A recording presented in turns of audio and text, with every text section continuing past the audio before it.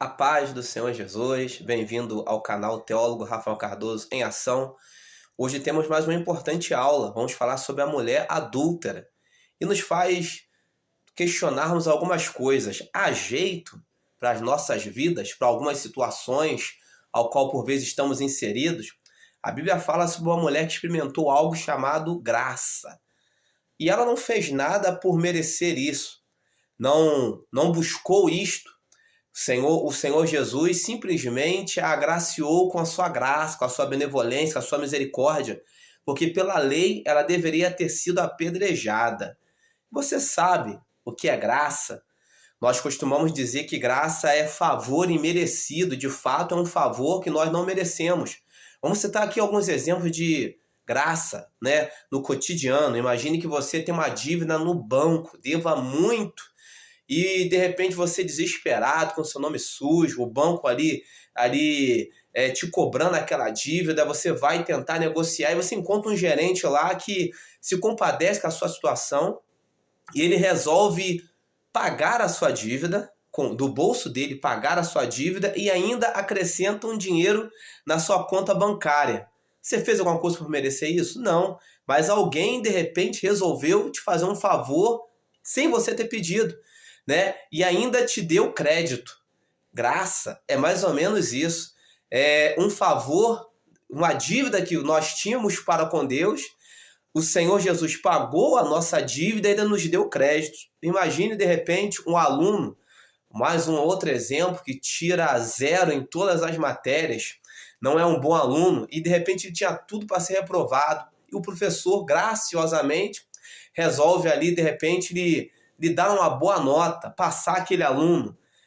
Isso é um ato de graça, ele não merecia, ia ficar reprovado, mas aquele professor resolveu, um ato de misericórdia e graça, passar aquele aluno, deixar ele passar, acrescentar uma boa nota para ele. Todos nós somos, usando estas analogias, este aluno que tirou zero. Adão, ele tirou zero na prova que ele teve no Éden. E só tinha uma coisa para ele, ser reprovado. Ele não estava aprovado para viver com Deus. Ele não estava aprovado para estar perto de Deus. Ele não estava aprovado para ter uma eternidade, né, debaixo ali da mão de Deus. Ele estava condenado à morte. Ele foi reprovado por Deus. E ainda assim, Jesus Cristo, ele veio para nos libertar dessa nota zero. Ele nos acrescentou ainda crédito, nos dando a esperança da vida eterna. Para não ficarmos em nossas palavras, vamos estar abordando sobre a lição de número 8, o que a lição nos diz: Jesus e a mulher adúltera, a manifestação da graça em meio à condenação. O textual está baseado no Evangelho de João 8:10. Mulher, onde estão aqueles teus acusadores? Ninguém te condenou? Jesus fez essa pergunta para a mulher. João 8 ainda, no texto de referência, leitura em classe, 4, 5, 6, 7, 10 e 11. Vamos estar lendo para você entender a complexidade desse texto. E pondo-a no meio, disseram-lhe: Mestre, esta mulher foi apanhada no próprio ato, adulterando. E na lei nos mandou Moisés que as tais sejam apedrejadas. Tu, pois, que dizes? Perguntaram eles para Jesus. Isto diziam eles, tentando para que tivesse de que o acusar. Mas Jesus, inclinando-se, escrevia com o dedo na terra. E como insistissem, perguntando-lhe, endireitou-se e disse-lhes: aquele que não tem, aquele que dentre vós está sem pecado, seja o primeiro que atire a pedra contra ela. E endireitando-se Jesus, e não vendo ninguém mais do que a mulher, disse-lhe: Mulher, onde estão aqueles teus acusadores? Ninguém te condenou? E ela disse: Ninguém, Senhor. E disse-lhe Jesus: Nem eu também te condeno. Vai-te e não peques mais. Olha só a profundidade desse texto. Esse é um texto que aponta para a graça, misericórdia, favor imerecido.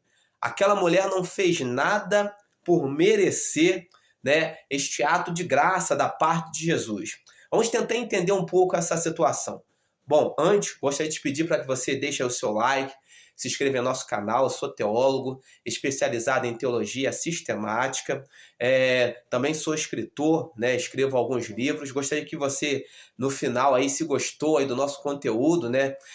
Deixasse nos comentários o que você achou, bem como também vai estar nos comentários logo abaixo aí um link ao qual vai estar te direcionando também à loja da Unicrep, onde você vai poder estar adquirindo alguns livros de nossa autoria, tipo A Predestinação sob uma Perspectiva Calvinista, Uma Vez Salvo, Salvo para Sempre, né? O crente pode perder a sua salvação.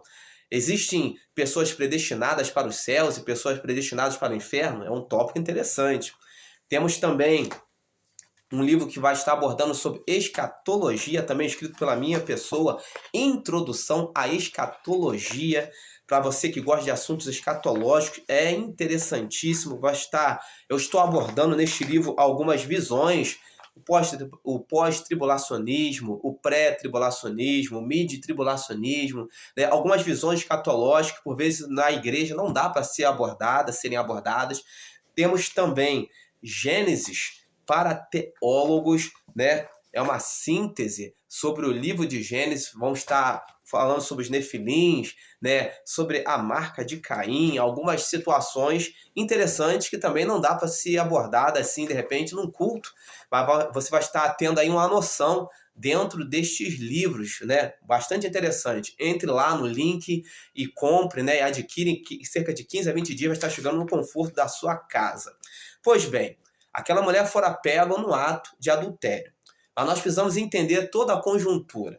Segundo a lei de Moisés, e eles estavam certos ao apontarem para a lei de Moisés, todo aquele ou toda aquela que fosse pego no ato de adultério deveria ser apedrejado ou apedrejada. O adultério era assim algo tão, né, tão violento, e é algo tão violento contra a dignidade humana, que a lei de Moisés ela dava todas as prerrogativas para que quem fosse pego no ato a sua vida fosse tirada, para que aquela situação fosse extirpada, né, diante da nação de Israel. Então a lei ela tinha muitas outras coisas. Para que serve a lei? A lei de Moisés ela tinha lá: não matarás, não adulterarás, não dirás falso testemunho contra o teu próximo, não cobiçarás a casa do teu próximo, uma série, né, amar ao Senhor acima de todas as coisas, não terás outros deuses diante de mim. Tinha lá a guarda do sábado, né, e uma série de outras situações que a lei de Moisés tratava. E ela servia para nos mostrar algo. Ela servia para nos mostrar os nossos pecados, as nossas fraquezas, os nossos delitos, as nossas enfermidades. Servia para mostrar por que Adão tirou 0, né? Mostrar para nós que nós também éramos um 0 à esquerda, que nós não temos condições nenhuma de, com os nossos próprios atos, as nossas próprias atitudes, nos colocarmos diante de Deus. A lei de Moisés nos mostrava, nos expunha as nossas enfermidades, nossos pecados. Porque quem é o homem que não cobiça? Qual é o homem que, por vezes, não tem adulterado, ou talvez tenha mentido, ou talvez tenha infringido alguma das situações, né, que estavam ali expostas pela lei? Todos nós, em alguma coisa ou outra, esbarrávamos em uma situação da lei e o qual nos condenava. Então todos nós éramos condenados.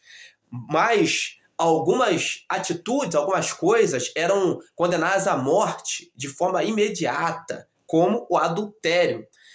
E a lei ela servia para nos expor as nossas enfermidades, mas calma. Já diz o texto de Isaías: o castigo que nos traz a paz estava sobre ele, né? Ele curou as nossas enfermidades, ele sarou as nossas enfermidades. Cristo veio para isto, para sarar as nossas enfermidades. E a pergunta bem pragmática hoje que eu coloco é: qual a sua ferida hoje? Qual o seu pecado? Será que para você ainda tem jeito? A sua situação de desgraça, de repente, de infortúnio, afundado no pecado. Tem pessoas que estão afundadas no pecado até o pescoço e falta pouco realmente para serem eliminados desta vida, porque o inimigo está com as pedras na mão, doido, né? Para te apedrejar, para te atacar, para te tirar a vida, e só ouve voz, só te lança a voz que você é um derrotado, que você é um fracassado, ou fracassada, que merece a morte, que a morte é pouco para você. Tem pessoas que vivem nessa situação. E aquela mulher, né, ela fora pego no ato de adultério. Mas olha só a malícia. Os religiosos, os fariseus, os escribas, os religiosos da época, as pessoas que apanharam aquela mulher, apenas levaram aquela mulher até Jesus.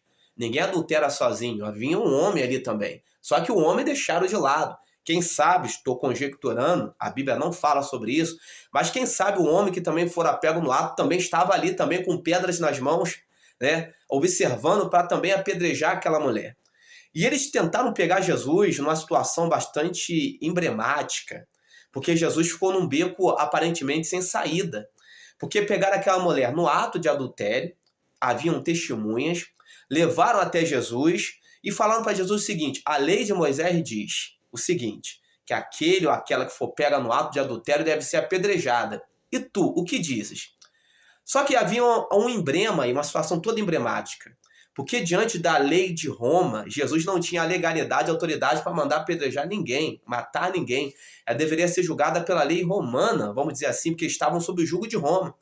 Então, havia um emblema, havia a lei de Moisés que ele deveria respeitar, que todos estavam esperando para ver o que ele ia fazer, e havia a lei romana, que também era influente naquela sociedade, e Jesus não tinha legalidade, né? Não tinha jurisdição para mandar matar ninguém. Era a lei dos judeus, não a lei de Roma. Então, apenas Roma poderia tirar a vida dela, daquela mulher. Então, Jesus estava diante de um grande emblema. Aí Jesus ele começa a escrever no chão e solta aquela frase emblemática: aquele que entre vós, né, mais ou menos assim, está sem pecado, não tem pecado, que atire a primeira pedra. Foi saindo um, saindo outro, porque todos aqueles ali tinham muitos pecados. Quem sabe, ali, naquele meio de religiosos, haviam também pessoas que também praticavam o ato de adultério, também eram adúlteros, né? Pessoas ali que, por vezes, é mais ou menos assim, tem pessoas que praticam determinadas coisas e querem tacar pedra nos outros. Tem gente que mente e quer tacar pedra em outros, né? Com outras situações. Cada um de nós temos os nossos pecados, as nossas mazelas, as nossas adversidades. Mas olha só que lindo, a graça de Deus nos alcançou. A graça de Deus nos purificou. Todos nós somos pecadores, salvos pela graça. E aquela mulher, né, de repente foi vendo seus acusadores saindo um após outro, que todos reconheceram que eram pecadores. Todos. Não existe um homem sequer na face da terra que não tenha pecado. E foram saindo um por um. Apenas um que não tinha pecado, o único que poderia condená-lo era Jesus. Ele se levanta e pergunta para ela: mulher, cadê os teus acusadores? Onde eles estão? Eles não te condenaram? E aquela mulher falou: não tem ninguém aqui, Jesus. Ninguém me condenou, eu também não te condeno. Vai e não peques mais. Olha só a graça de Deus. Jesus Cristo sempre nos dá uma nova oportunidade. Seja o adultério, seja né, de repente a fornicação, seja, né, a homossexualidade, seja a mentira, seja um homicídio, seja, não importa. Jesus Cristo sempre está disposto a te dar uma nova oportunidade. A sociedade, o diabo, está sempre disposto a te atacar, a te matar, a te apedrejar, a te dizer que você não merece. Mas a graça de Deus é tão grande que o único que pode te condenar não te condena. Ele te dá graça. Ele te dá misericórdia, um favor imerecido. E existem dois tipos de graça. Existe uma graça barata, que é aquele tipo de graça que a pessoa sempre usa a desculpa para continuar pecando. Não, Jesus Cristo vai me perdoar. Então, eu vou pecar aqui, Jesus Cristo vai me perdoar daqui a pouco. Eu vou pecar aqui de novo, Jesus Cristo vai me perdoar de novo. Eu vou pecar amanhã, no mesmo pecado. Mas existe a graça preciosa, aqueles que dão valor à graça, né? Aquela graça que nos leva a transformar. Jesus Cristo me perdoou, mas eu quero ser transformado para não cair no pecado de novo. O pecado tem que ser um acidente, não um percurso contínuo. E que a graça de Deus tenha alcançado a sua história, a sua vida, que nesta oportunidade você está vivendo uma situação de pecado, uma situação de desgraça, possa entender que o único que pode te condenar não te condenou. te deu a vida eterna ali na cruz do Calvário.